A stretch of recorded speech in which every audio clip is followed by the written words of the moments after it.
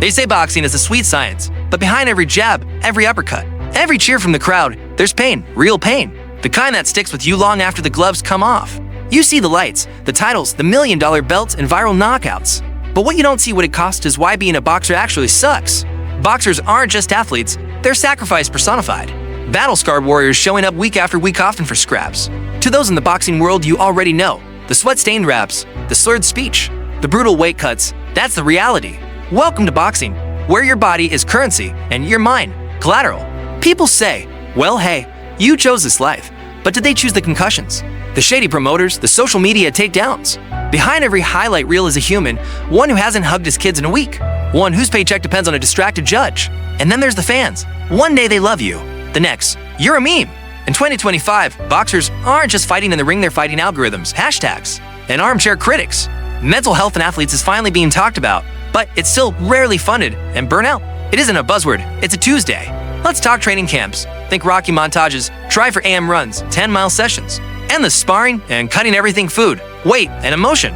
You're giving pieces of yourself to get to fight night, and if you lose, good luck getting booked again, especially if it wasn't entertaining enough. Boxing isn't a charity, it's business. It doesn't care how hard you worked, only if you won, only if you sold. Fighters have to be their own marketers, managers, and therapists, posting bruised selfies just to stay relevant. Their hands might be broken, orbital bones fractured, but they can't stop. One missed paycheck could mean missing rent. Ever heard of punch drunk? It's not funny, it's CTE, chronic traumatic brain injury. At 25, you shake it off. At 40, you forget names. There's no retirement plan in boxing, no safety net, no pension, no health insurance. Just you and your damage. Still, they show up because boxing gives something nothing else does, a moment of glory, even if it costs everything.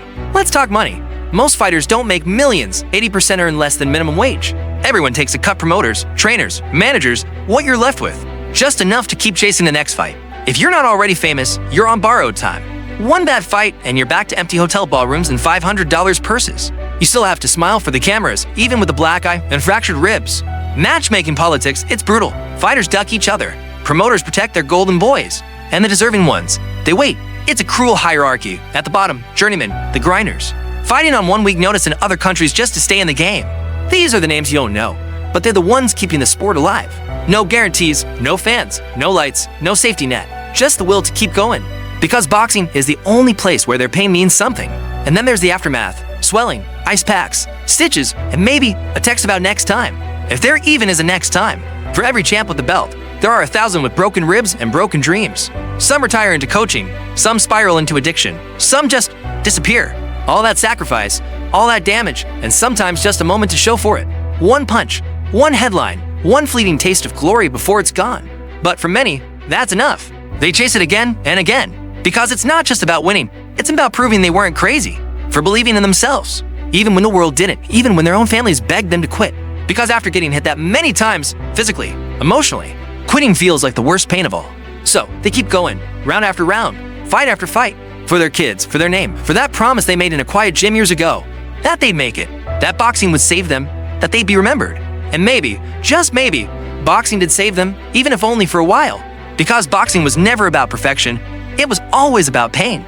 It's about getting knocked down and still choosing to stand, again and again. It's about walking into a world that punishes vulnerability and fighting anyway. So, next time you see a boxer, know this: they've already survived more than most ever will. Not just punches, but pressure, judgment, fear, doubt. They've given everything for just one shot, one night. And that's why, as beautiful as it is brutal, it really, truly sucks to be a boxer. Smash that like button if you've ever respected the grind. Drop a comment with your favorite fighter's story. And don't forget to subscribe, because tomorrow, we're telling the story of a boxer who gave it all and still lost everything.